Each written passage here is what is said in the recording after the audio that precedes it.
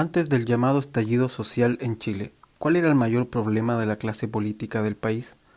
La poca legitimidad que obtenían por vía del voto.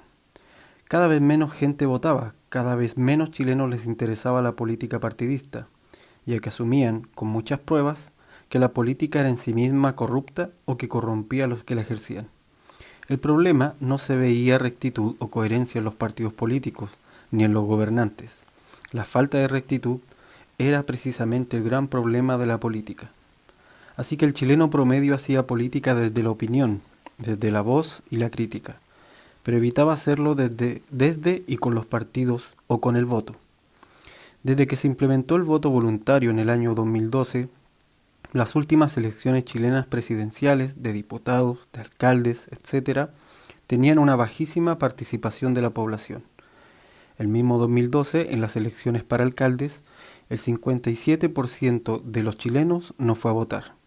La clase política chilena veía por primera vez y con toda claridad que su falta de rectitud que tenían y que venían arrastrando hace años les estaba causando este gran embrollo, y que más de la mitad de los chilenos no creían en sus representantes, ni en ser verdaderamente representados en un futuro cercano. Las siguientes elecciones continuaron de la misma manera, una baja convocatoria de chilenos a votar, donde siempre la opción ganadora era la percibida como el mal menor. Las últimas elecciones en Chile, donde se eligió al presidente y los parlamentarios, del 100% de los chilenos que podían votar, 53% no asistieron. Pongamos el caso de que tienes un barco con 100 personas. Tras una serie de casos de corrupción interna, deben elegir un capitán entre dos opciones marcadamente diferentes, para navegar y determinar cómo hacerlo, desde comer hasta cómo usar el baño. Si más de la mitad de la gente, por desconfianza, no asiste a esa votación, el nuevo capitán tendrá que luego convencer a esa otra mitad desconfiada que no asistió a votar cada vez que hace un movimiento, y además lidiar con los que se oponían a su elección. Es decir, que de las 100 personas del barco, ese capitán solo tiene como apoyo inicial a 25 personas, y en cambio tendrá 75 que observarán su actuar desde la desconfianza previa a su elección. Es lo que ha ocurrido en el mejor de los casos con cada representante político en Chile, desde los parlamentarios, alcaldes y hasta el propio presidente. En la última década, la abstención de votar tuvo más representación que cualquiera de los ganadores en las urnas. Esta ambigüedad y nebulosa se acrecentaba cuando las encuestas terminaban por equivocarse en los ganadores que daban para las futuras elecciones. Chile vivía hace ya mucho tiempo una democracia sin participantes y sin votos, y por lo tanto sin políticos que verdaderamente representaran a un grupo real de la población chilena. ¿Se le puede llamar a eso entonces democracia o gobierno del pueblo, cuando ese pueblo evita elegir? Cuando vino entonces el estallido social, como dije de un principio, después de casi una década de no participación en los votos, todos los políticos electos, de todos los sectores, desde el presidente hasta el último parlamentario y alcalde, de izquierda, centro o derecha, sufrían de una baja y hasta nula representatividad real en la población, lo que solo puede dejar espacio a la anarquía. ¿Qué fue lo que hizo que los chilenos dejaran de creer en los procesos democráticos? Los abundantes y continuos casos de corrupción en que los políticos y sus partidos, de todos los bandos, se vieron envueltos sin castigo o con sanciones absurdas. Estos casos de corrupción estaban íntimamente ligados al crecimiento económico del país, que se abrió a la economía global, transnacional y bancaria, pero no desde una posición de igualdad frente a otras potencias económicas, sino más bien como subsidiaria. ¿Qué ocurrió en los tribunales? ¿Por qué no se sancionaron los casos de corrupción? ¿Dónde estaba la rectitud del país?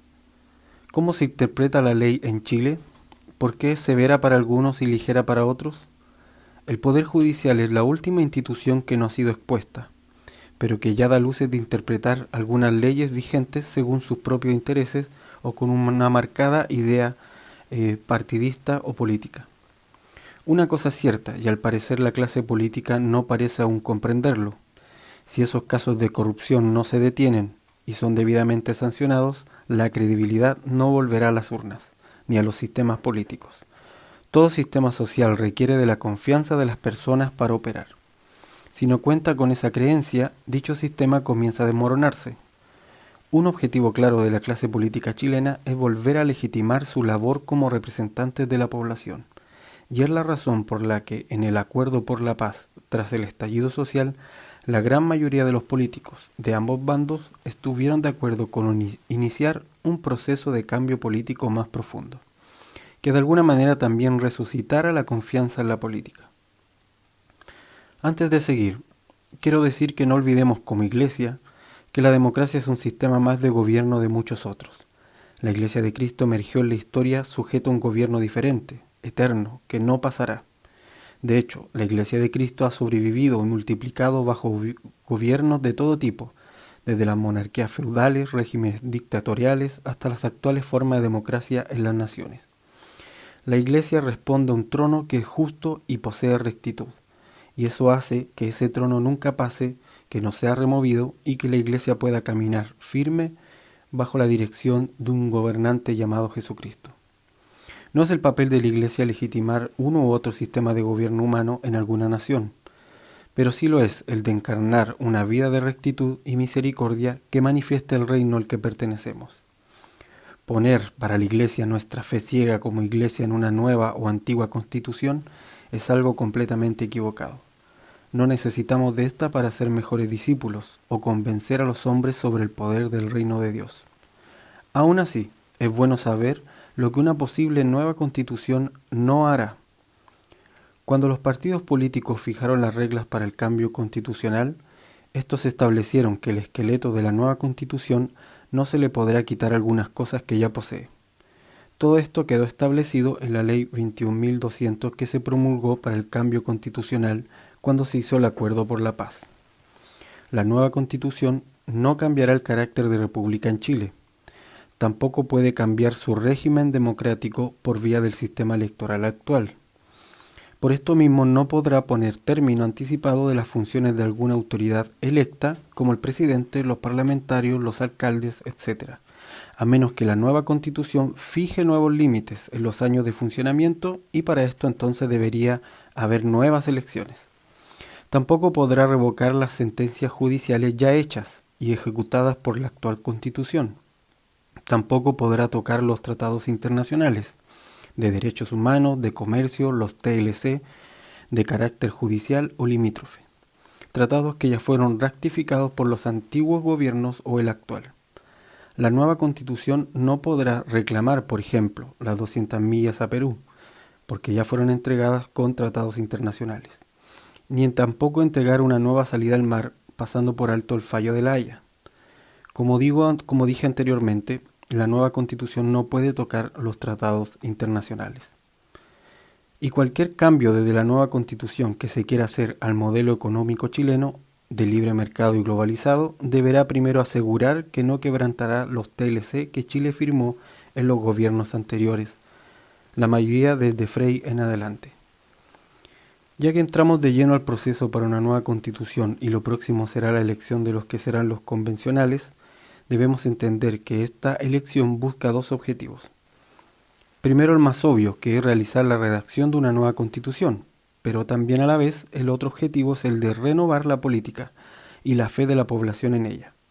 Como lo expliqué, hace ya casi una década que los representantes políticos no alcanzan ni la mitad de representatividad en cada elección y algunos no superan ni el 5%. Por eso mismo, si bien es cierto la ley establece que cualquier ciudadano mayor de 18 años podrá presentarse para ser elegido como un convencional, estos necesitan en la práctica el apoyo de los partidos políticos vigentes para candidatearse. De otra manera, les es imposible financiar su candidatura en el distrito donde deberá ser elegido y poder ganar en las elecciones entre los convencionales que sí tienen apoyo financiero de algún partido. Recordemos que la elección de convencionales está diseñada como la elección de un diputado, es decir, según el distrito, y por lo tanto, como en las elecciones de diputados, el dinero de la campaña determina en gran medida quién es elegido. Este apoyo para convencionales implicará para cada partido político renovarse con rostros nuevos. Los convencionales electos, tras un año de terminar el proceso, podrán postularse como nuevos políticos. Es muy posible que la exposición mediática de los 9 a 12 meses que puede durar la redacción de una nueva constitución sea más que suficiente para que alguno de los convencionales pueda, un año después, postularse con el apoyo de algún partido político. Todo este proceso es para la política una manera de recuperar la legitimidad y apoyo ciudadano. Y volviendo al ejemplo del barco de 100 personas, sería como decir que el capitán, imposibilitado de gobernar con solo 25 personas que no desconfíen en su gestión, pide a 10 tripulantes, uno de cada sector del barco, que se reúnan a escribir las reglas de convivencia del barco, qué comer, a qué hora, qué baño usar, etc., pero sin pasar por alto la conformación del barco en sí y sus propias reglas externas. Por ejemplo, este grupo de 10 personas no podría pedir que el barco deje de cumplir las leyes marítimas internacionales, o que bote al mar la carga que transportan, y que tendrán que redactar un menú de comida pero basado en los elementos que ya fueron comprados. Y tampoco podrán sacar al capitán. Asimismo, los convencionales no tendrán ningún poder sobre las actuales instituciones vigentes, ni podrán tomar el poder soberano de la República, ni quebrar alguna de las reglas establecidas en la Ley 21.200, que establece cómo es la dinámica de construcción de la nueva Constitución. Para evitar quebrantar los tratados internacionales vigentes, la Convención contará con una mesa técnica conformada por profesionales en derecho constitucional. Si alguien rompe las reglas, habrá un tribunal, además de 5 miembros de la Corte Suprema, elegidos por sorteo por la misma Corte, que revisarán cada reclamo que se presente contra algún procedimiento que infrinja las reglas de la Convención. Esos 5 jueces serán los árbitros del partido. Y como en todo partido, este arbitraje será tan relevante en el proceso como los mismos jugadores. La elección al azar de esos 5 jueces debería ser un punto de oración para la Iglesia, ya que serán ellos los que determinarán si la nueva Constitución está siendo redactada en el marco jurídico establecido o si la balanza ideológica está llevando al límite las reglas. No podemos olvidar con este punto que lo que ha traído a Chile a esta explosión y a esta debacle o desmoronamiento de su sistema democrático precisamente ha sido la falta de rectitud, la falta de justicia en aplicar sanciones o en la interpretación de las leyes. Hace ya casi un mes invitamos a la Iglesia a orar por el Poder Judicial en Chile, para que la luz del Señor juzgue a cualquier corrupción que esté dentro del Poder Judicial chileno, sus tribunales y la manera en que se interpretan las leyes. Así que creo que es un punto importante a tocar y a tener en cuenta a la hora de orar en este proceso. Ahora bien, todo este proceso busca resucitar la confianza perdida por causa de la corrupción de los años, pero no está yendo al fondo del problema, que es el origen de la corrupción y la manera en que ésta se sanciona, sino que intenta generar representatividad para recuperar credibilidad. Es como decir, no importa qué tan perversos sean con tal que estén representados. Por eso, la redacción de la nueva Constitución tiene como marco la búsqueda de la mayoría de los votos de todos los convencionales, porque se busca la representatividad para generar entonces legitimidad.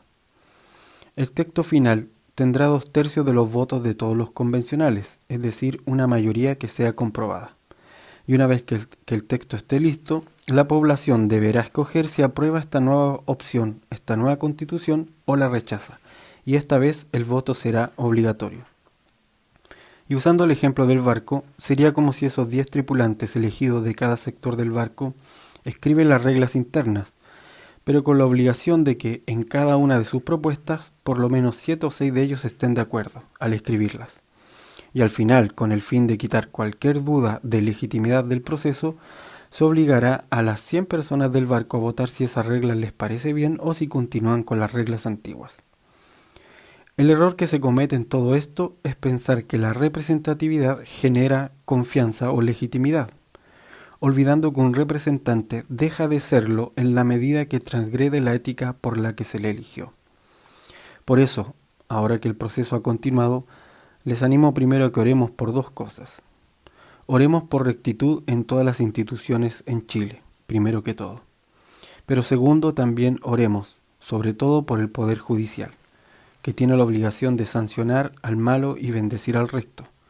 Y no olvidemos que detrás y en la antigüedad, en los primeros años de todo este proceso, el problema fue uno solo, la falta de rectitud.